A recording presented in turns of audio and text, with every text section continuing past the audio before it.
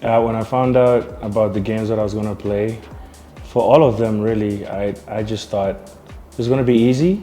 So I was a bit enthusiastic about it until I actually had to play the game. And things kind of went outside.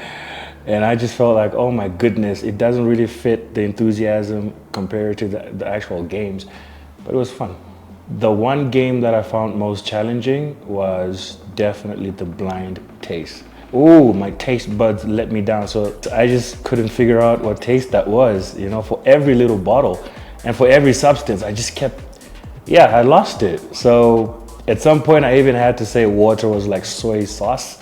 Like who does that? You know what I mean? I don't know what water tastes like. Even though it's tasteless, it's water. You're supposed to get it, TK.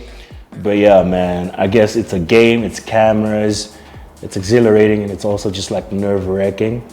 But the most important thing was fun, so yeah, that's the one game. So I told someone I was literally just going to have fun, right? I sound like I'm on Big Brother. No, I don't have a strategy, you know what I mean? I'm just gonna have fun. Nah, people be lying about that, but I'm not lying.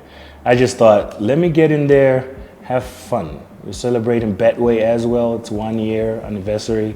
So that was the strategy. The strategy that I got into the games with was TK, just have fun. Don't think things too much, you know what I mean? Because when you do that as well, you kind of mess things up most of the time. So yeah, I'd say just fun and being relaxed and just having a good time with my people and the people that I'm meeting here as well.